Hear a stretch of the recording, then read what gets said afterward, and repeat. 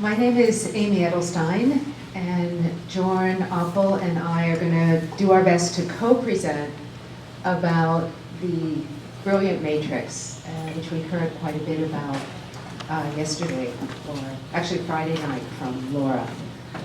What I'd like to do is I'd like to start with a short meditation. We've all heard so much over the last day and a half, and if we could sit for just a short minute and allow yourself to arrive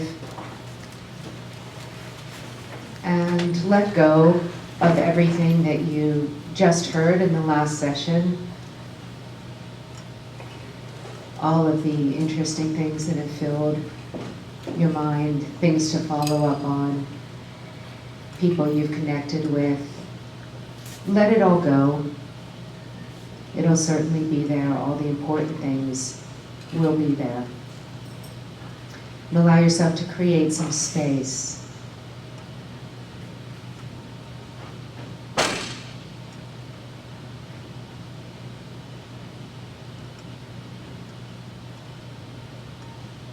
We want to become porous on the inside, more malleable, more flexible, so that everything we're about to learn can land on more receptive ground, so we can synthesize and deepen in wisdom and in compassion.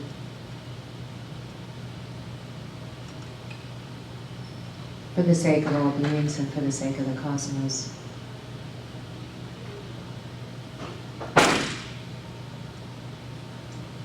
And we can end the short meditation now.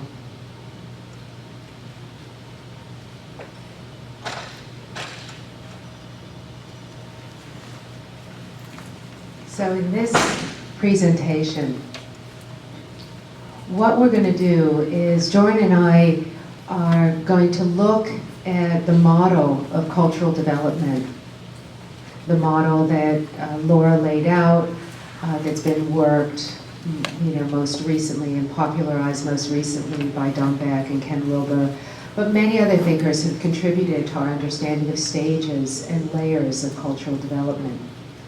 It's an incredibly useful tool. It's a very useful tool to understand our own development, to understand how the world works, and to understand how to communicate and connect with people who seem to hold very different beliefs and have very different responses to the same situations that we do. It's valuable in terms of differentiating. At the same time, there are aspects of our understanding and our engagement with that which can inadvertently create division. It can create division within ourselves. It can create division between us and others. So hopefully in this presentation, what we're going to do is we're going to lay out how to work with these stages of development in a way that doesn't fragment and divide and isolate. What our intention to do is to create a greater sense of respect, a greater sense of awe, a greater sense of the mystery of creative development, and a greater sense of not knowing. Maps are very useful. They're incredibly useful tools, and we've seen a number of very sophisticated maps over the course of the weekend, and I've enjoyed learning about some new maps and ways to define and categorize and chart development and intersections and understanding. At the same time, we want to open ourselves more and more to the mystery of spirit, the mystery of evolution, how it all unfolds, our own very small part in this vast unfolding, evolving process. And if we can do both and work in both ways, I think what we'll find is a greater depth of surety, a greater depth of confidence, a greater sense of trust, a greater sense of stability. And if our world needs anything, it needs more heart-centered, mature, and stable individuals who are able to hold complexity, hold mystery, hold not knowing, hold changing perspective in a way that gives confidence to the others around us. That's our intention. Joran and I didn't know each other before being put together a couple of weeks ago to co-present. We've been having a delightful time getting to know each other by phone and now in person, and I hope that that joy of working together will transmit also, and we're going to allow plenty of time for question and answer so that we'll all be able to also get to know each other better through the course of this session. Thank you, Amy. It's been an honor to be able to prepare with you for this moment. Thank you, everybody, for coming. I know there are options today. For the first time ever, you have options. So we are very grateful that you are here in this room with us, sharing this moment. I want to ask everybody a question. Who can tell me what these images are from? Anyone? Game of Thrones. Katie gets it right. Game of Thrones. Does anybody watch Game of Thrones? A few people? Okay.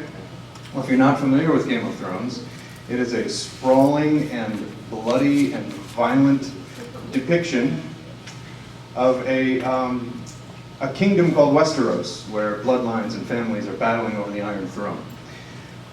It is also a depiction of a fictional territory that is in spiritual transition.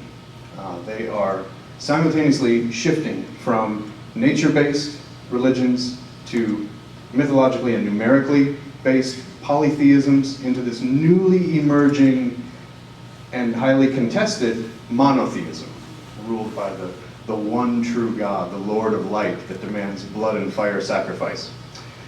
So, if you want to see what it looks like as religion evolves over time, I highly recommend starting with season 1, episode 1, if you can handle a bunch of beheadings, and digesting Game of Thrones. It's it's a combination Shakespeare and soap opera and spiral dynamics.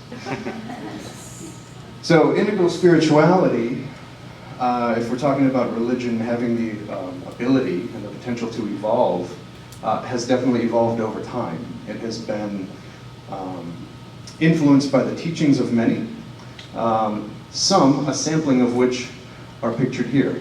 It started at the ashram with Sri Aurobindo in the 30s. It moved with Dr. Haridas Chaudhuri to the west, to California, where the Institute of Asian Studies was founded, which then became the Institute of Integral Studies, which churned out the likes of Alan Watts and Michael Murphy and George Leonard. Murphy went on to form the Esalen Institute. Ken Wilber, who repopularized the idea in the late 90s, early 2000s, and here we are today, bringing these maps and models and applying them to not just spirituality, but business and economics and government and design. So the integral spirituality at its core, I think, as evidenced by all those teachers, is all about synthesizing what has long been held by our society as polarities, and Cliff has done a really, really beautiful job of articulating polarities this weekend. I'm really grateful to him for his teachings. A lot of these are East and West, science and spirituality, faith and practice, the individual and the collective, the idea of being a whole and also being a part, the idea of both sitting and grasping. Right? A cognitive dissonance of being able to hold more than one idea at the same time and synthesize those ideas is what integral spirituality is about. It's and like Cliff has mentioned, power being in opposition to love, freedom being in opposition to equality, holding both of those ideas at the same time. It's an emerging spirituality, newly emerging over the last 80 years, I think we've decided, and it's not one of either or, but it is a spirituality of both and, one we so badly need for our time. However, I can speak from personal experience that it's not all rose-colored radical inclusivity. The act of implementing religious pluralism as its own path, as its own practice, is proving difficult. Not only do you need to avoid the accusations of religious syncretism, but you actually have to avoid the actual syncretism that comes with practicing and honoring and acknowledging and including more than one faith. So, integral spirituality does this not by illustrating the commonalities. We're really prone in our day and age to talk about the allegory of the elephant, where the blind men, one is holding the tail and one is holding the ear, but they're all touching and experiencing the same animal, right? Or we talk about us all traveling up the path of the same mountain. We're taking different roads to get there, but we're all headed towards the same destination, right? And these are good analogies, but integral spirituality, I think, succeeds by not comparing gods and goddesses on paper or being too focused on this unity consciousness, but by making clear distinctions between things like states and stages, our cultural history, our creativity, our mythology, human rights and freedoms, communities of practice, lines of development or intelligence, personality and gender types, and so on. We need to be highly aware of the things that make us different at the same time that they make us the same. Back to Amy. Pass the baton. Great. Joran traced evolutionary spirituality and integral thinking, back, not quite 100 years. I want to also put in a plug for those like Alfred North Whitehead, who started really speaking very in detail about process philosophy in a way that connected us all. And also, as I've been freshly reading the axial religions and traditions about movement and stages and epics, there are many threads that we can trace evolutionary thinking further back. Now, conscious evolution, the term Barbara Marx Hubbard coined, which we always thank her for, and with so much excitement and respect for bringing that term into our vocabulary and our understanding, we aren't rootless. Our understanding of the interconnectedness has much deeper roots than just the last 150 years, 200 years. And while it's important to look at punctuated evolution and stages of development and liftoff that seems asynchronous, we want to also allow ourselves to connect with all the way back, because it gives us depth and dimensionality. It doesn't diminish us by associating us with earlier traditions. It gives us a sense of the very progress that we're speaking about, and of the awe and respect of being part of that process and part of the unfolding progress, and the sense that there will be much unfolding in the future long after we're gone. So I wanted to add a plug for the earlier intimations of this way of looking at a systemic unfolding, both of spirit and of matter. Another thing that I wanted to bring in as we start talking about stages and states and levels and lines is the recognition that morality and heart and compassion and wisdom are something you can't quite map on lines and levels and states and stages. So as we're dividing things up in this way, they are useful tools, but what we're working with is we're working with our whole humanity. And when we're assessing another, a Martin Luther King, a Nelson Mandela, an Aung San Suu Kyi, and we're looking to them for leadership and guidance, we're looking not just at their levels and lines of development, but we are really looking at the character and quality of their own soul.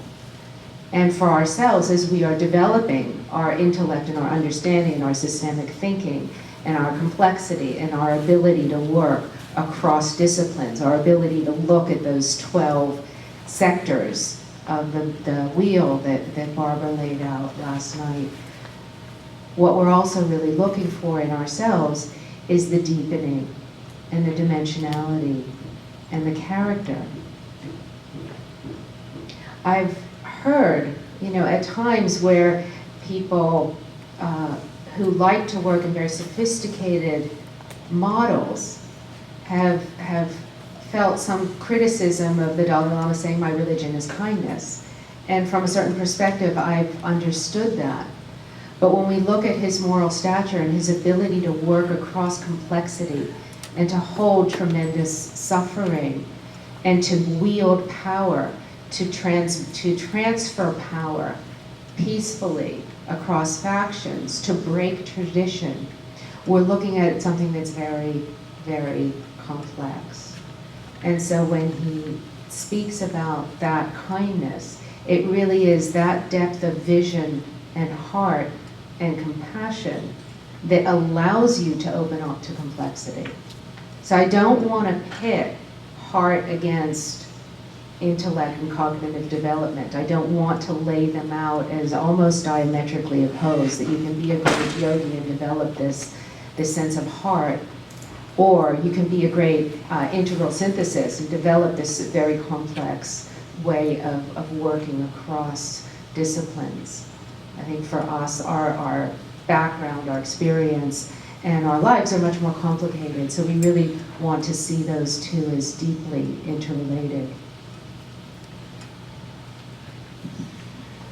The integral theory does talk a lot about maps, a lot about quadrants. It breaks things up into 4 convenient right angles. For people who don't like right angles or corners, it can be uncomfortable. You feel painted into them or cornered into them. And while we need to keep in mind the map, the quadrants that Wilbur has popularized recently, that everything is a whole on, that is a whole on apart simultaneously, and that it is an individual and also part of a collective, and that it also has an interior and has an exterior, and that broken up creates these 4 convenient quadrants. We need to keep in mind, while we're dropping and spackling things into these quadrants, we need to keep in mind that they tetra-arise, they arise together simultaneously in every moment. So you can look at the map, you can break it up on graph paper, or you can throw the graph paper away. In addition to the quadrants, one of the major components, and the ones that we'll be using to map the religions today, is spiral dynamics. And we provided handouts on the chairs, but mainly to the front row. So Katie, maybe you can help me. There's a stack over here on the table, and we can make sure that everybody has one of those in their hands. Katie's going to grab them and hand them out. And Laura provided a beautiful and detailed and updated map on Thursday during the opening comments. And while her color scheme began at the warmer colors and proceeded up into the ultraviolet light, this is the original Don Beck version of spiral dynamics that begins with beige and goes up to turquoise and begins to describe an emerging coral that isn't yet documented. So we don't need to spend too much time on describing spiral dynamics. I think from Thursday night we have a real clear, who has an idea, a general idea in place about this spiral dynamics concept, right, and that things move through stages. Okay, so we're pretty clear on that. The one thing to be aware of is that the pendulum, right, the polarity or the swing, does happen from the side here, the warmer colors that are based in self-interest, and then they swing back to the collective, which holds an interest for the group, right? So there is a polarity there, and continuing to increasingly widen to include more perspectives. The next thing we want to talk a little bit about are states of awareness. and just that they are layers of ourself, and what we might call the self or the body. They've typically been taught by the world's faith traditions to be concentric, circles, or sometimes they're called sheaths. Sometimes they're called, in Hinduism, they're called the koshas. They begin with the physical body and then expand or deepen, to include more energy, more matter, more spirit. These can be visualized conveniently enough thanks to Alex Gray and his masterful artwork in these images, beginning with sensory or bodily awareness. That's our waking state. The subtle body moving into extrasensory awareness, our energetic body, psychic energy. It's a dreaming or an altered state. Sometimes it's called chi, sometimes it's called shen, sometimes it's called prana. And then moving into the causal body, which is the formless awareness, holding the consciousness that there is emptiness that cradles and there's also a part of form. Sometimes that's called the soul, or Aurobindo called that the overmind. And then there can be a fourth state of awareness that is the state that is all states, that is non-dual awareness, sometimes called turiya. We may call that spirit or atman or the divine milieu, depending. And the thing to be really aware of is that these intersect.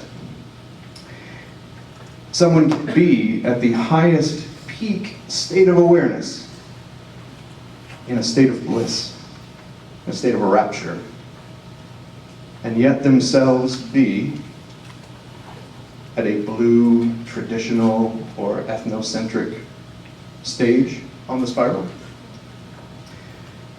An example might be an enlightened Zen master or teacher who regularly inhabits these higher or broader states of awareness, or deeper states of awareness, and that also has a highly developed line of morality and ethics. Somebody who's generous, who's humble, who's kind, yet who still holds on to these strong cultural biases that holds racist or homophobic beliefs. Really important to be aware that states are accessible from all stages. And I think the gateway to transformation is located somewhere at the intersection of the horizontal state and the vertical stage. The intersection of their ability, as Wilber calls it, the ability to wake up and their ability to grow up.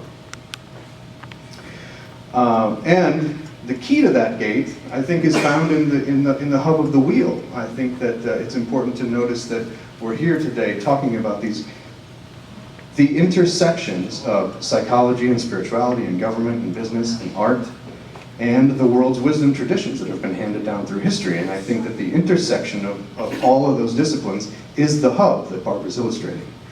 So it's important for us to be in that hub and locate that intersection for ourselves. And thank God for the internet that is finally pulling some of this wisdom and some of this knowledge together for the first time in history and is presenting it to us in context, right, for those of us who seek it, and for the first time in a sometimes cogent and cohesive way.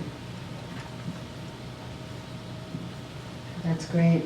I want to reiterate what Joran was just saying, that you really can access these states from different cultural stages. And also that as you access states from different stages, it doesn't necessarily mean that much about your moral development. Now, I know that's hard to accept, but so far it seems to be more or less true. And what's interesting is that as we were putting this together, I was thinking about two mystics who really embody an unbelievably profound rootedness in silence, in self, in that which is beyond thought. And one of them is Ramana Maharshi, the great sage from southern India. And most of us have seen his photo. We didn't prepare one because I thought about it more recently. There's a beautiful photo with his burning eyes, which was taken by Henri Cartier-Bresson, the famous French photographer, which is partly why it's such a stunning photo. It's also a photo very much towards the end of his life, so he was almost transitioning out of the body. And that photo is so touching that you feel through that you access the depth of his rootedness in that which lies beyond the mind. And now if we pop back to the stages for a second, he would probably be very much sort of what we access in meditation, of that where there's no movement between subject and object. They both spoke from a very similar realization. And Ramana Maharshi, contrary to popular belief, was also very involved in the ashram. He used to get up at 3 in the morning and cook. He was involved in all the building projects. He used to work with the engineers. So he wasn't just a silent teaching sage. But Vimalataka was much more blue to orange, slightly to green. She worked, she had an international awareness. She worked with governments. She worked with structures in culture. So in the sense of orange development, she was very much a modernist in that way, with postmodern sensitivities. But they both come from this depth of silence. And both of them had extraordinary moral development, deeply compassionate. Compassion we usually think of as smaller than it is, just with a lack of self-interest and greed and divisiveness. It's really extraordinary, an extraordinary human attainment, which didn't necessarily have anything to do with their level of development. Now we can know, yes? In what you're describing, it sounds like level of development. It's almost the role a person plays in the world. It's a role, but it's also a worldview. It's not just a role, but it's how we understand the world. What's our worldview? Most of us here share, at least cognitively, an evolutionary worldview. We understand the sense of development over time. Our allegiance is towards a greater universal whole. We're taking in more in our awareness. More spans of time, more stages of development, and more depth of perspective. So what happens, or ideally what would happen in an evolutionary worldview, is that it would extend our depth of awe, humility, and compassion across, because we're taking in the unfolding of the whole universe. Now David Christian, who was funded by Bill Gates from Gates' personal foundation, designed something called BigHistory.org, which is an extraordinary teaching tool about the 13.7 billion year universe story. And it's models, which you can use for adult development, but excellent for high school and younger development with video. It's extraordinary. His goal in creating that was not to teach evolutionary science, but was to cultivate a sense of connectedness, an innate sense of connectedness in children across time, so that there would be care for the future and care for the resources of the earth and care for other beings. So that's ideally what happens as you move up in the stages of development. There's greater empathy, greater span, and greater complexity. BigHistory.org. Yes, Barbara. Are you aware, Amy, of the conflict that has arisen with Dwayne Elgin wanting to go to a big history conference and bring in the concept of the living universe and being rejected, and then trying to demonstrate scientifically that the living universe has reality, and the big history people rejected that. So it has gone on the internet, and I'm a friend of Dwayne's.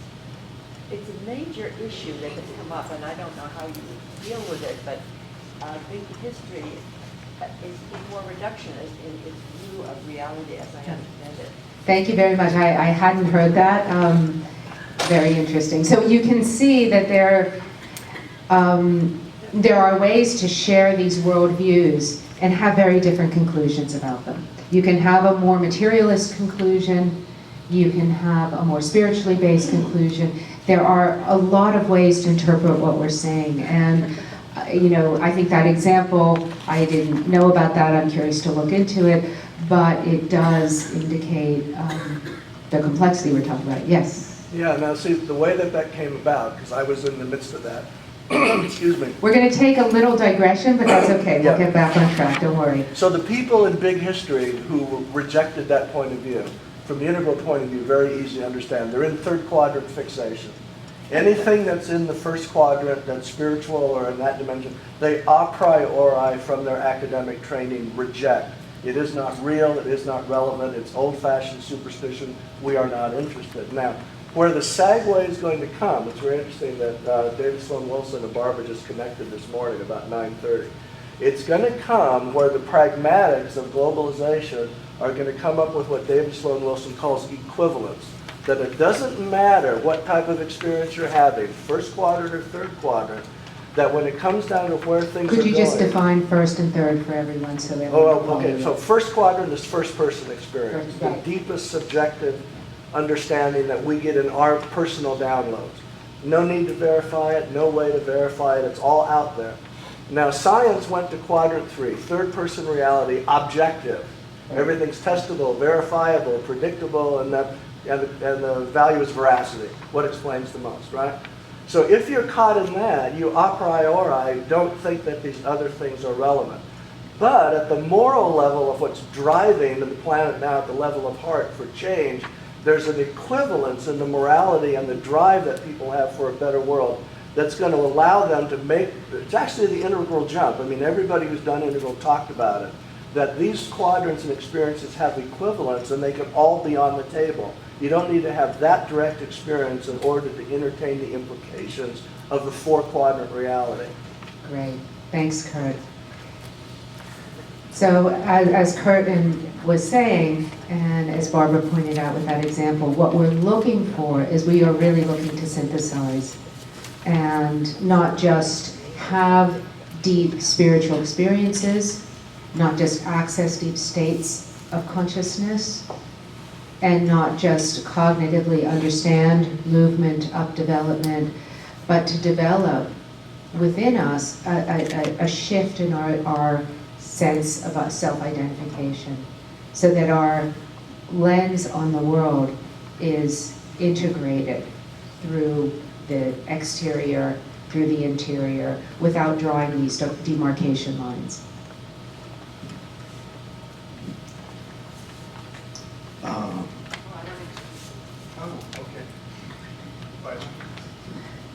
So I wanted to introduce Joran's next section, because this is very interesting. What we're both going to do is we're going to use two spiritual examples through the stages of development, which will show you how you can work with this. Joran has a background in Christianity, and he's thought quite a bit about different ways that Christian views express themselves through the stages, and has laid out this explanation and model, and he's going to take us through. And what this will do is give one way of seeing how these stages of development work across a tradition that's a couple thousand years old. Thank you. Yeah, I am what you might call a recovering Christian. I began my journey in the Christian church when I was very young. My grandmother would take me to a UCC church, United Church of Christ in Medford, Wisconsin. Went to vacation Bible school, was exposed to all the appropriate red and blue teachings of the time. I left the church for a while and then returned once I moved to Florida to a Unity church. That was where my wife was married for her first marriage, and we would go on special occasions. We would go on Father's Day. We would go on Christmas Eve candlelight. We would do the occasional trips to church. So for 5 years, I was a member of that Unity church. I began a path there in the chaplaincy program. I was a prayer chaplain for 2 years with Unity, and continued to serve there. Performing interfaith ceremonies for the solstice and the equinox, and occasionally served as platform leader there. But also began a journey with the Unity Spiritual Education and Seminary program, which I decided to leave, ultimately to form my own integral church, which is 3 years old now and based in St. Petersburg, Florida. And afterward, if you have any questions, I have some brochures, and I brought my personal copy of our church handbook that we printed for the first time this year at our annual board retreat. And we'll continue to expand and update that publication, and hopefully it will become more widely available. But if you're interested in checking it out, please do so afterward. I was attracted to Unity because it seemed to me to be pluralistic in nature. I was attracted because they were acknowledging and including teachings that were not just from Christ, but from the Buddha and from Hinduism and from Native American spirituality. And people would greet each other in the hallways, namaste, and there would be yoga night and meditation service on Wednesdays. And I was just really attracted to this. I thought, man, this is it, you know, I found my home. But at its core, on paper, Unity Worldwide Ministries is a Christian church. It's a Christian organization, and it is it's committed and dedicated to the practice of not only affirmative prayer and prayer work that's continued at Unity Village in Missouri, but also spreading kind of the metaphysical application of the teachings of Jesus as interpreted by Charles and Myrtle Fillmore, the founders of Unity in the 1920s. So ultimately, Unity is a Christian church, very different from something like Unitarian Universalism, which they get confused with a lot. The people who are attracted to Unity, they're what you might call green. They are pluralistic in nature. And Unity is able to attract them because they are open and affirming to gays and lesbians and to other religious practices and to other ethnicities and nationalities, and they are open and inclusive. It has a center of gravity at the green or pluralistic level, and it, as any good church does, attracts people who are individually above or below the level that they're operating at. So they are doing the work of pulling in the minds, bodies, and souls of people who are inside that value sphere, that value system. For my example, I want us to consider, real briefly, all the various forms of Christian expression, right? And the institutions, including Gnosticism, Catholicism, the Baptist churches, Methodism, Lutheranism, mainline Protestantism, as well as evangelical Protestantism, Seventh-day Adventism, the contemplative and mystical schools. I want us to consider the Franciscan and Benedictine brotherhoods and orders, all of these expressions, branches that teach literal interpretation of Scripture as well as liberal interpretation of Scripture. Mormonism, metaphysical and spiritualist churches that exist, New Thought churches, which include Unity and religious science and Christian Science, all these forms of Christian expression that have adapted and evolved over the course of time, including Reverend Matthew Fox, whose deep ecumenism is, it's earth-based, and just this new, reclaiming the sacred masculine, an amazing teacher, an amazing writer. Bishop John Shelby Spong, who has also left the traditional church and called for the formation of an ecclesia that would be people called out and called to the teachings of Christ, but outside the restrictions of the church institution.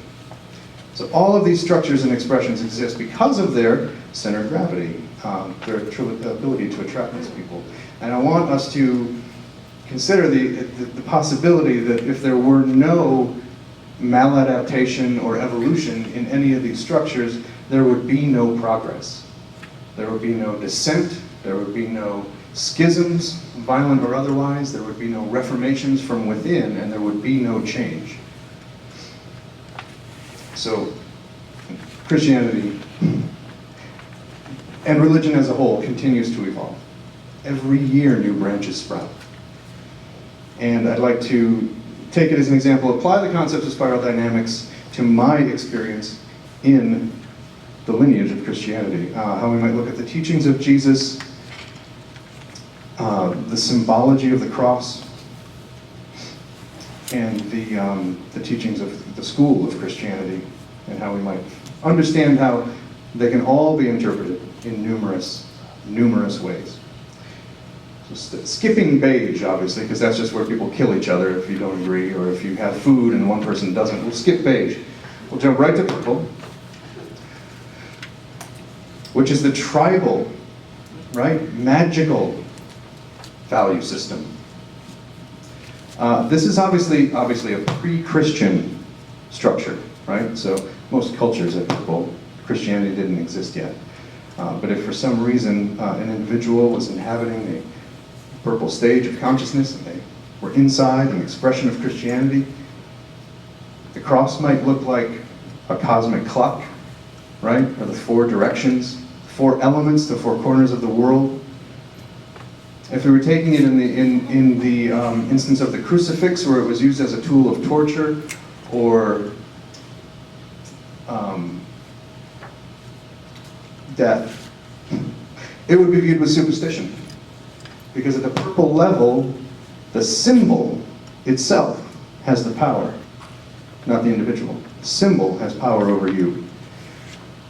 Jesus would be viewed as a shaman or a tribal healer.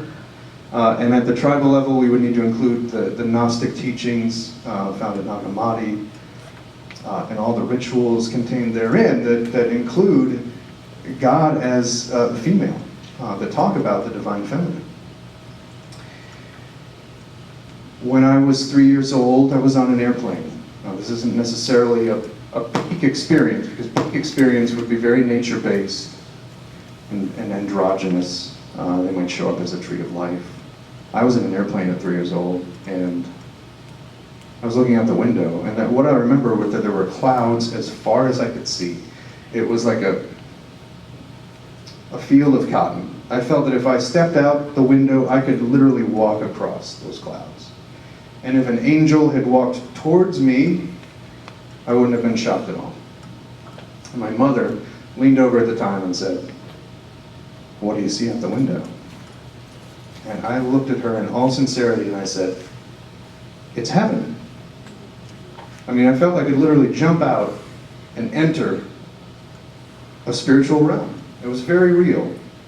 That to me, because I was in the stage where I also believed in the Tooth Fairy and Santa Claus and fairies. You know, my niece believes that there are fairies that live in the vents of the house, and we've got to, you know, they come out at night. You know, that was the stage I was in. Up to the warrior value system. This is where you get into also a pre-Christian structure, but you do move into monotheism. You move into the God of the Old Testament, the God that is wrathful, paternalistic. It's a God that demands your allegiance and your loyalty to a sigil, to a kingdom, to a family. And a peak experience at red, it might come in the form of a lord or a king or a ruler that might take the form of God or Jesus. But that Lord would impart to you special commandments, secret wisdom, instructions that you would then in turn take back to the people. Connecting from a place of power, and power imparted to you from God. Moving to the traditional level, this is where we see the majority of Christian expression that there is in the world. It is mainline Catholicism and Protestantism. Jesus is the literal Son of God. Jesus came to this world to save us. The cross could be viewed as a symbol of Jesus' resurrection, the risen Christ, the Savior, ultimately Christ's victory over sin and death. And that's why we wear crosses. We don't wear it, you know, as in we're wearing an Uzi or an electric chair around our neck. We are wearing it as a symbol of hope, a symbol of promise, right? Yeah. At blue, sin is real. There's a need for salvation, and Jesus provided that salvation for us. In John 14:6, no one comes to the Father but through me. That's where we are, blue. Good versus evil, structure, order, law. Satan is real at blue. The cross might be seen as an intersection of God's love and God's justice, but that might emerge at later levels too. That might be too loose an interpretation at blue. The Trinity, very real at blue. The Father, the Son, the Holy Ghost. And a peak experience at blue would be the pure, undiluted love. The feeling of love that was expressed by God when He gave His only Son to the world. Connecting with that love and Jesus' sacrifice and knowing that he died for you personally. That's a peak experience at Blue. I didn't spend much time at Blue. Thank God. Thank God. I left Christianity. I discovered Buddhism, I discovered different faiths.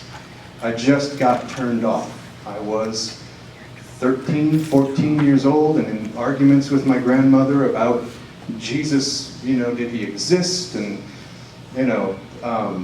all these ethical conflicts within the Bible that we were finding, and she wasn't having it. She wasn't happy with me at that time, and so I left the faith. But for those who are at the modern level within the church, this is and it's the realm of the skeptic, and it is the realm of the scientist, and like Kurt's talking about, the third quadrant.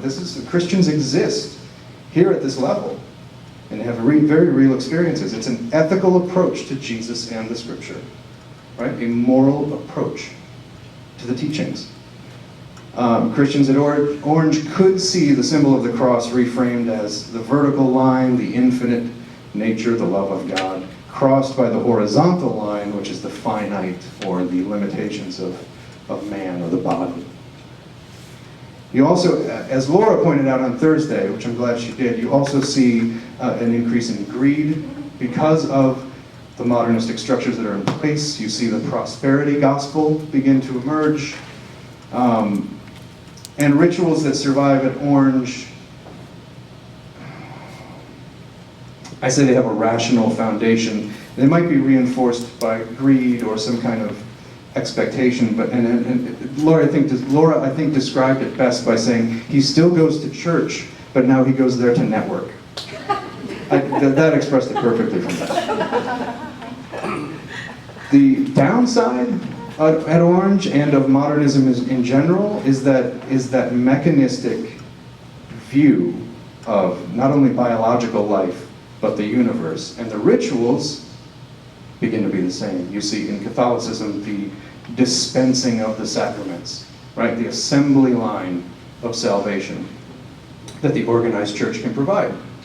It's a mechanistic view and a mechanistic expression. But a experience at Orange could be a very intellectual and ethical reality. Visions of a healer and a teacher for the world. Jesus as an idea that contains other ideas, right? That we need to unpack intellectually, ethically. We need to express it. And also the experience of the self as part of this vast and wondrous machine.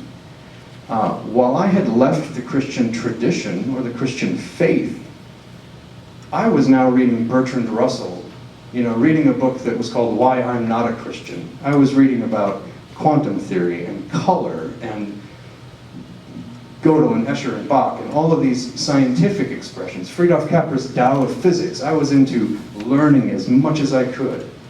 I didn't consider myself a Christian, but one afternoon in the woods, I collapsed and fell to my knees in a peak experience that had me inside this machine, and the machine was a record player. The entire cosmos was a swirling disc that resembled a record, and I was the needle on that record, playing and creating sound within the cosmos that became my life. That is a mechanistic peak experience, if I've ever heard one. So they're real, they can be real. As you move to postmodernism, this is a pretty radical shift from modernism, postmodernism, because you're moving to the self-interest of the group. And this is a major shift because you're able to hold the perspective of another, right, as being valid. So if somebody's interpreting Jesus in a different way, you're able to sit down at the table with them and have a rational conversation and not want to choke them out. Jesus here could be the realization of the divine idea, right? Not only the idea that contains other ideas, but the pure expression of that idea. The sign of the cross could now here at Green signify salvation for all sentient beings. The body of Christ could here be viewed as the people. People expressing Christ in different ways. That's the body of Christ at Green. In metaphysics, in unity, there's a teaching of the cross being viewed as us crossing out negative thought, right? The denial that needs to happen before the affirmation, the clearing of the hovel before you plant new growth. The cross represents that, removal of negative thought. Peak experiences at Green don't necessarily need to look like Jesus. They could be the Green Man. They could be the gargoyles that we see. They could be Jesus appearing as having masculine and feminine qualities at Green. Because those borders are beginning to be removed, those boundaries. Or they're still in place, but as Amy described them, they're becoming porous. They're beginning to pass through. As we move from postmodern to integrative or integral value systems, it's back to self-interest, so we are identifying directly with Jesus, directly identifying with the source, or God, or the Father. We're experiencing this enlightened state, this Christ consciousness, firsthand spirituality, starting with the South, North, West, and East, the via negativa, the via positiva, the via creativa, and the via transformativa. He has completely redrawn the symbology of the cross. And that's possible at these integral levels. Jesus could be viewed as one of the enlightened masters, as tapping into a consciousness greater than himself. If you really want to get into Christianity at this yellow or integral level, I highly recommend the writings of Paul Smith, who literally wrote the book on integral Christianity. And if you want to get into an integral approach to the Trinity and the cross and the life and teachings of Jesus, I highly recommend his work. For me, experience here at the integral levels, it's experiencing compassion for all through identity with the Sacred Heart. And what does that mean to you? The Sacred Heart of Jesus. Compassion for all. How would that be experienced, or how do you? I think that at the integral level, you're not only able to sit in your confessional or your church and pray and experience the love of God, but you're able to turn it around and transmute it and distribute it through your community in the forms of service and in the forms of building new structures that can house that love. You know, you're developing compassion for all beings, so now you're using knowledge to create vehicles for that love. I think that that's what that would look like, for me anyway. Thunderbird was a peak experience for me at Integral. I was on a beach. I was having an entheogenic experience with mescaline, and I stepped heart first into a huge Thunderbird that was made out of stone and wrapped up around the planet, and his lone eyeball was the moon, and there were stone wings that extended off to his side, and I stood there on the shore for more than an hour, reclaiming a sacred masculine that I had lost from my own father. Stood there for an hour, realizing that this might look like a purple structure. This might look like a Mayan stone bird. But that was the cross for me. That was the Christ consciousness communicating to me in very masculine language about what my next steps were. So, at Integral and beyond, that's what those peak experiences can look like.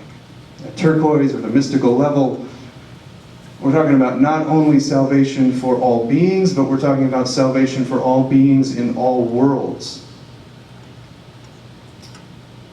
A cosmic consciousness, a planetary awareness and compassion in all directions, not only inward and outward, but as Charles Fillmore, founder of Unity, wrote, Christward. That's where our compassion travels. Peak experience here could be, as I described, Jesus appearing in recombinant forms, forms that have appeared in every level up to this point, reappearing, synthesized, brand new, re-energized, reborn. And it could also be described as, Teilhard de Chardin described it as the Omega. In very cosmic language, a hypercentration of cosmic matter, the peak created by the convergence of the evolving universe upon itself. Very few institutions or buildings house yellow and turquoise expressions of Christianity. That's why Integral Church meets in a city park. Outdoors, we sit in a circle. There are very few institutions that are codifying and building structures to teach and spread this level of interpretation of Scripture and the teachings of Christ. And that brings us to the top of the spectrum, and I want us to consider the spectrum in applying it to other religions. Consider the Judaic forms, consider the Hasidic forms, the Orthodox forms, the liberal forms, consider the Kabbalah. Consider Islamic forms, the Orthodox and literal forms, much talked about now because of the Islamic State, but consider Salafism, consider moderate Islam, consider Sufism, mystical Islam, consider the whirling dervishes and expressions through ecstatic dance.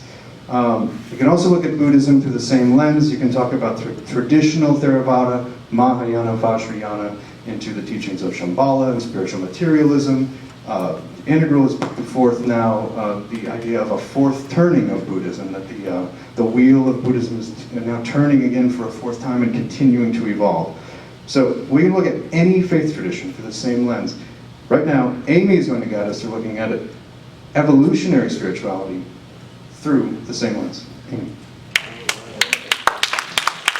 Thank you very much. I'm going to take a moment because that was quite something.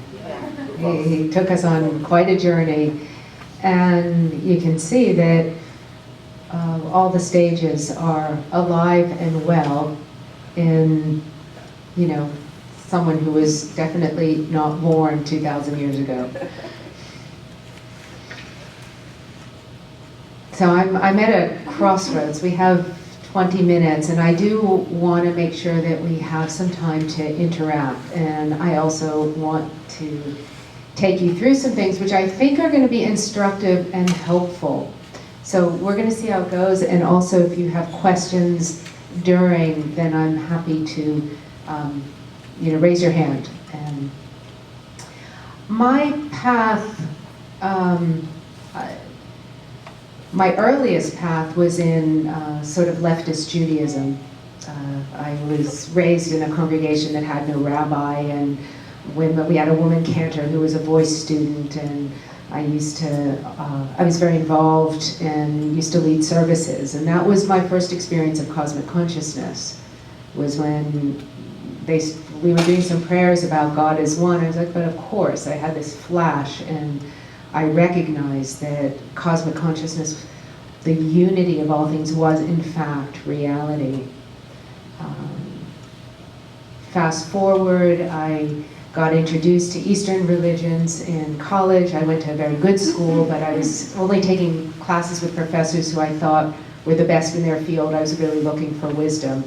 And I studied some great things. They didn't really have what I was looking for. So I went to Asia in 1983.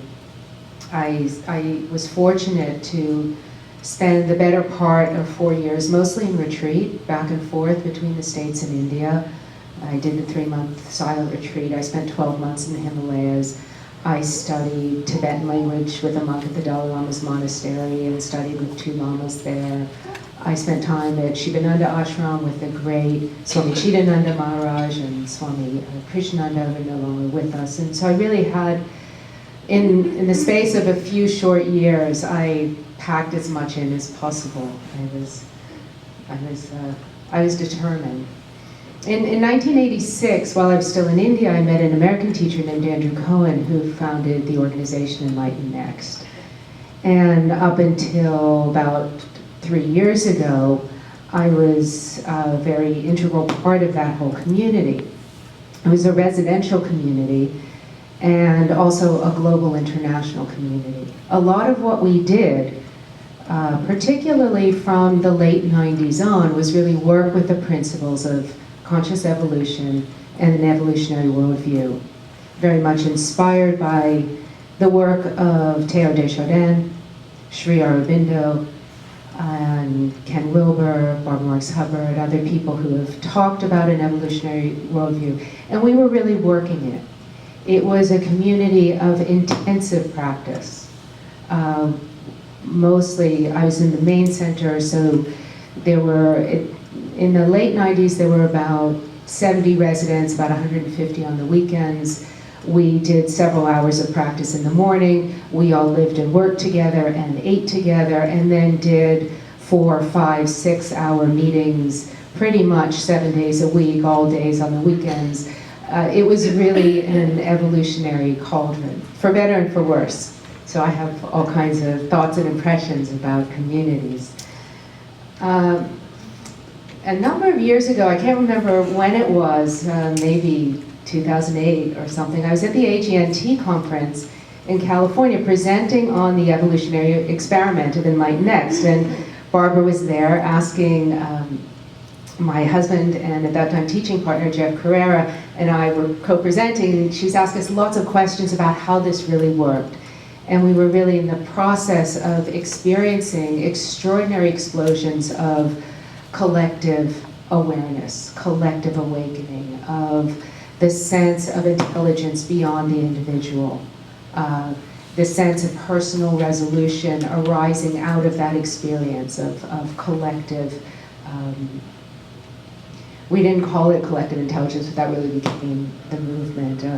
We had a magazine called What is Enlightenment, later Enlighten Next magazine, and published a beautiful piece on the collective intelligence movement at the time by Craig Hamilton, who of course now is, teaches in his own right. And that was really what we focused on. And so the awakening to evolution, the deep time perspective that Brian Swim so beautifully lays out, is really part of my DNA. A lot of what I've moved to reconsider, probably over the last 5 years and more actively over the last couple years, is I moved to Philadelphia. I now teach in the center city. I do teach evolutionary spirituality. I also work in high schools, teaching mindfulness, cultural development, and brain science to juniors and seniors. And I'm quite committed to, I'll have about 300 students next year. It's part of their school program. These are taught in public schools, the best high schools in the city. And I'm really interested in translating these rarefied experiences and the depth of practice that I was engaged with in ways that can benefit people who are never going to do that. These are hopefully college-bound kids. They're rising out of rough neighborhoods. They want to go somewhere else. There's a lot of depth and experience that they would like as mentorship. They would like to respond to this. And I'm very interested in how this plays out in very different settings in a very different language. So that's partly what's inspired me.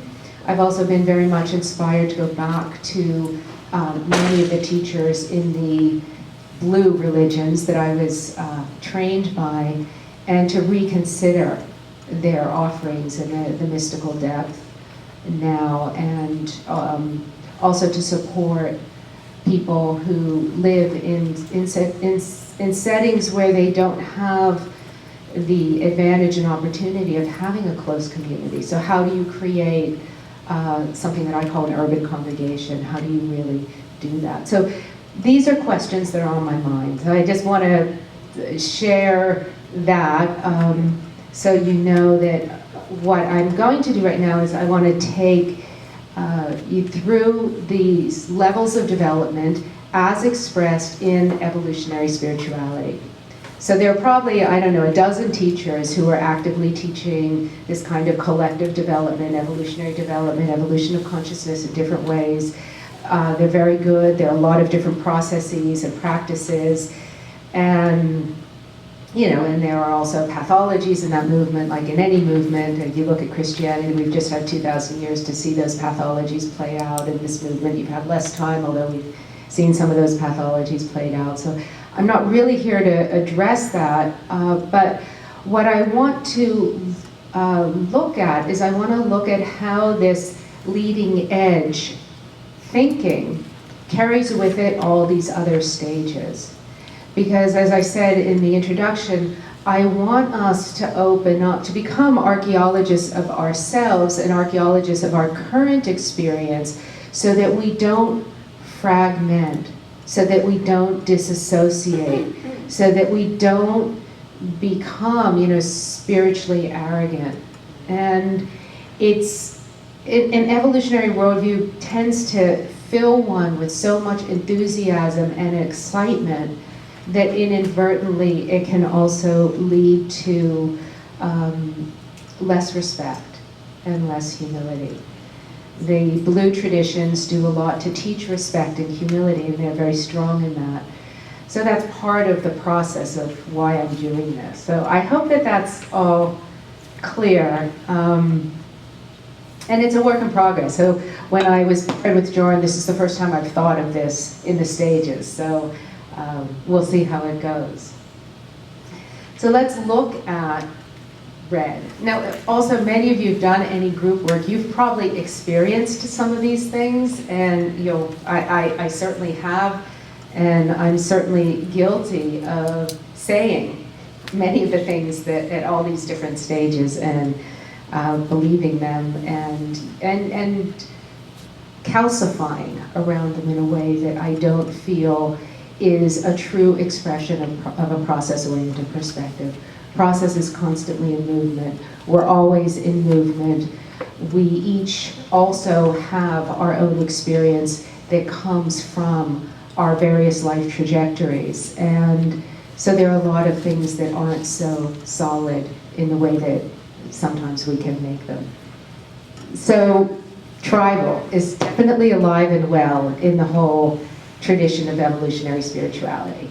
I mean, how many people have done circle discussions and said the magic happened? And it did.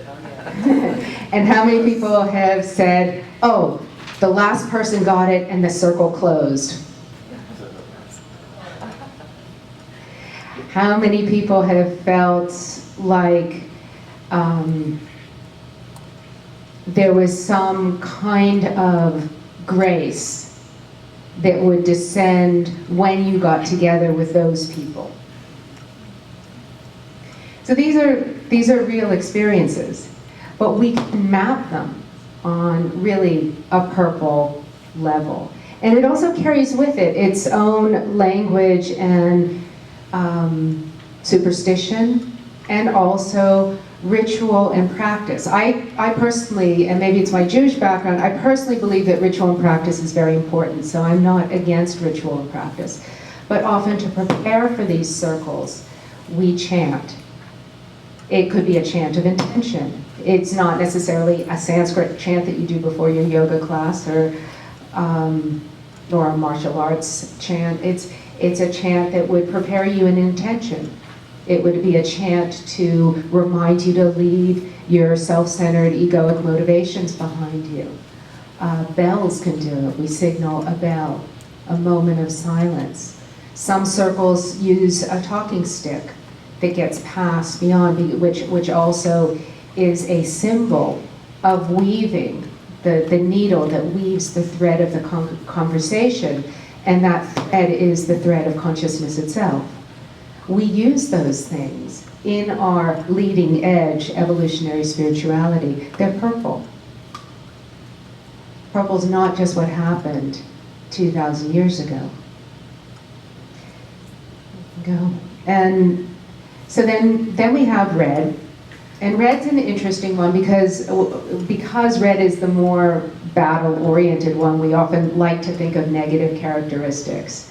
But these are the loyalty to the tribe. The peak experience in red is, I've come home. These are my people. I can let go of my frontal self in this experience. It's very profound, it's very powerful. Most people who seek have never experienced that in their church, in their synagogue. They want to. But that sense of I'm with my tribe, we are bonded at a soul level. We will defend each other spiritually. We will keep each other on the path. We protect each other against influences, materialist influences that would draw one away, that would distract one into negative habits. Very red. There's a tribal leader, there's a facilitator, there's a guru, there's the one, I am the one who you must follow and I'm the one that lays down the rules. Now that can be healthy and unhealthy and can be very combination of both. Sorry, Ruth. It just reminded me of you describing AA as well. Yeah. AA has a combination of red and blue. Blue, it has a lot of order because it has the 12 steps. So it's really kind of more blue, but people feel very, very bonded with their AA group, their meeting. I have to go to my Thursday night meeting because those are my people. And that's very important part of the process. So there's a real awakening to this because one finds that one has something that can create trust in a person and people that you can feel trust with. So then we come to blue. There's a lot of blue in evolutionary spirituality and all the different groups that I know of and all the different teachers, and I've had the good fortune to meet a lot of those teachers personally and spend time with them and get to know them a little bit. And everyone's trying to create processes and practices, as we talked about last night. How do you replicate? How do you teach? If you're an educator, you need a lesson plan. You know, I don't go to my juniors and seniors without everything mapped out and then a few things on the side, because if it's Friday on Halloween, you're not going to get to teach them anything unless you've got a lot of things in your pocket to pull out. So processes and practices and education all go together. You need to start universalizing. Now it's blue, these processes and practices, the content may be further reaching, but generally what I've seen, they're blue processes and practices. That's fine. It's not, we don't have to demonize these lower stages and tools of development and insist that they're all more evolutionary than they may be. A lot of these processes and practices create ways and codes and paths of development, and the awakening to that is a sense of directionality. I know where I'm going. I know what's next. And it's not a limited, restrictive sense of what's next. It's a sense of knowing that one is able to let go of a certain negative type of uncertainty and give oneself to what's at hand, which is the question of self-purification and evolution. It's a very important awakening and powerful peak experience.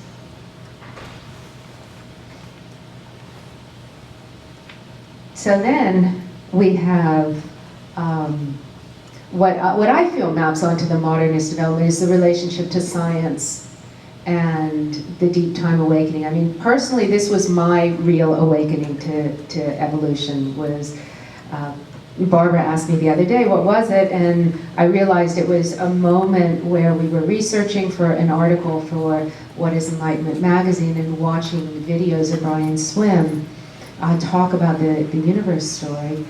And he was talking about molten lava to rose bushes to giraffes to mother and child. And it was just, and I could picture him there, and it was just like, oh wow, we are really all part of this beautiful unfolding process, and there is nothing separate from it that ever could be separate from it, from the beginning of time through beyond what we can imagine in the future. And that literally changed my view on life. It was something that was a fundamental shift. So the orange awakening that I feel in evolutionary spirituality is awakening to our non-separateness with science. Neuroscience is a part of that. Evolutionary biology is a part of that. Our parallels between human dynamics and physics are all part of that. And again, the peak experience can be radical. It can shift your sense of self dramatically. In the green awakening is really to the social sciences, to psychology, to the sense of how we work, how we interact. We're starting to map cultural development. We're starting to look at building a new world. we're starting to look, oh, we need social structures, we need structures and institutions. This is hard to do because we're both looking at inner development, personal development, our psychologies, our psyches, our histories, our personal, individual karmas. We're looking at how do we get along, we're looking at maps for the future, everyone has their own idea. So this is a really interesting stage. And then yellow, again, we're going back to the more individualized stage of development, and this is what I feel in evolutionary spirituality. You start seeing a sense of individual authorship. You start seeing individuals who have a deep immersion in this view, innovating in all kinds of different sectors, starting to express the integration of their understanding through their own talents, whether it's art or education or architecture or bioscience. And this is, again, it's a stage that's very important to encourage. Now what happens is often there's too much identification at the blue level with the tribe, at the red level with the leader, or at the orange level with the cognitive understanding, to really support each other's individuation. And that is something I really am committed to in my own life, is supporting as many people as possible to really individuate now that they've understood and internalized and begun to practice this, to really express them without trying to hold on to it, and start getting this view out there. And then the last stage, as far as I think about it now, is really, and I've been very influenced by this group called the Speculative Realists and Timothy Morton, and to a lesser extent David Abram, who's also written about this, is a non-anthropomorphic view of evolution. Teilhard wrote before the 50s. He wrote, in the 30s to the 50s. He talked about the evolution of human consciousness as the most important. He's touched me so much. So if you've never worked with his work, please do. But I think now what we're needing to awaken to is a sense that we're not at the center. The earth, the sun doesn't revolve around the earth. Human beings are not at the center. If you're looking for a process, you're looking from all different directions and dimensionalities. And the cosmos is vast. And the knowing of the cosmos is vast. If we want to awaken to a felt sensitivity to the environment, to the currents, to an organic sense of when we've pushed enough, when we need to back off, in a way that a parent disciplines a child. You're so close. You love your child so much that your child becomes the center, that you have this felt sense of what's too much and what's not too much. And I feel very strongly there's just too much hubris that can come into the evolutionary path when we only focus on what happens between us. So it's something I've just begun to think about a lot. I'm probably a nature mystic at heart. Somebody quoted Emerson. I love Emerson, and he's a nature mystic, and the transcendentalists inspire me a lot. And I feel that there's a lot of wisdom in really awakening to a lesser role of humans in the unfolding of the whole cosmos, which doesn't lessen our responsibility, but it's a different position. And that's what I feel like the next stage of development will be awakening to. Yes, Paul? I wonder where you put what I feel as the incarnation of the impulse of evolution as you. That's my own personal experience of what's happening. That core of the spiral comes through each of us as an impulse to express, to be, to love more, be more, and so on. It's unique in everyone. And what's happened to me by saying yes to the impulse and I feel like we're one now. I don't feel it's telling me to do something or it's God. And so there's an integration of impulse and creativity and love that I wonder where that fits in this. I feel that that's the foundation of it. Oh, I see. So that when once we're talking about evolutionary spirituality, that awakening to the impulse is the very foundation. That's what defines this path. And then it gets expressed in all kinds of different ways. And the integration of it, so it felt to me like non-dual evolutionary. I don't feel separate from Yeah. it. And when you go into the purely cosmic, within the impulse, if this is from Aurobindo, it comes from source. It's source creating. Yeah. So you can actually incarnate the eternal, and your body is a synthesis of the whole story, Adam, falling to self, and so on. And your impulse is that itself, is that evolving. And I think that integration has not been fully expressed yet. I agree. I agree. And like you said, it's a non-dual, because in the end, you can't really separate source from expression. It actually is truly non-dual. It's actually bullet point 2. And interesting that Llewellyn von Lee, when he introduced the discussion in Silicon Valley at this conference on technology consciousness in the future, that was actually because he had all of these scientists in the room, all these entrepreneurs, all these artificial intelligence people, which represent all the ways that this is going to emerge.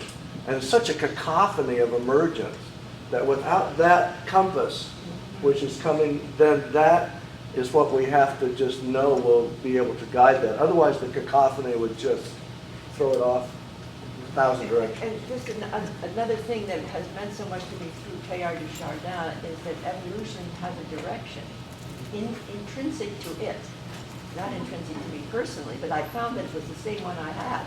So it was very convenient that the idea that evolution always tends towards more consciousness, more freedom, and more complex, synergistic, or loving order, it gives me God in evolution in such a beautiful way when you incarnate it. And when you cultivate it as a way of being in the world, and just to jump to the wheel and the hub, if you really take the hub, as you were saying, if the whole core of the spiral is coming through it incarnate, with not only you alone, but you collectively, to divine the design of what's emergent out of us, because we have no name for the structure of society. You know, it's not any of the old isms. Right. I call it the co-creative society, for lack of a better name, but oh my God, if you actually put all those wheels into a co-creative modality and see all the brilliance is coming through, and imagine the impulse of creation moving towards the noosphere, getting its collective eyes, a la Teilhard de Chardin, Right. I don't see in here this huge expectancy. And somebody said to me a while ago, I worked a lot with the Catholic sisters, and they said, Barbara, you're so Catholic. And I said, well, what is so Catholic about me? They said, expectancy. And a lot of people don't feel that. Immense, deep, profound expectancy, but not like I'm waiting for something to happen out there. It's intrinsic to the process itself. But it gives an animation. And just one last thought here, as you get older, like me, at 85, and you find the impulse in you getting more active, I really believe it affects the body. Yeah. It transubstantiates you. If you say yes to this 100%, your cellular life is affected. And I don't even know the full implications of this with extended life and all the other new technologies toward this. But I'm declaring as an elder of the new, the newness. I'm declaring newness. Thank you. Whatever that might be.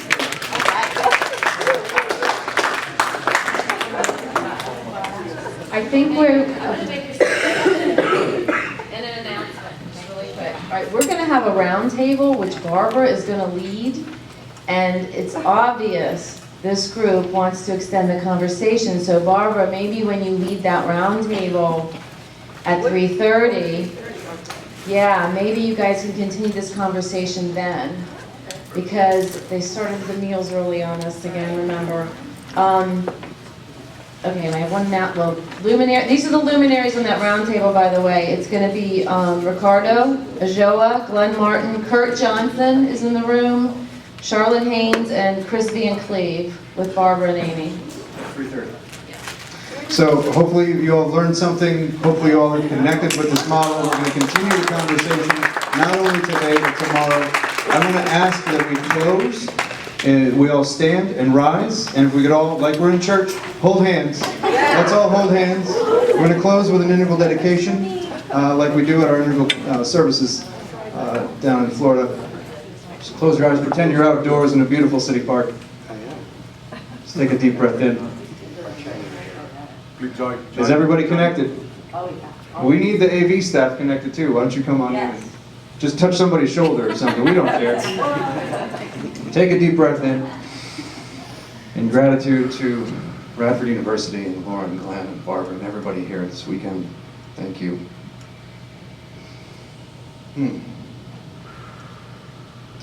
And everyone repeat after me. May my consciousness and my behavior be of benefit to all beings in all worlds. Liberating all into the one taste. Of this and every moment. Amen. And namaste. We'll see you at mealtime when we step out into the day. Jenny. Can we have a group photograph? Can we have a group?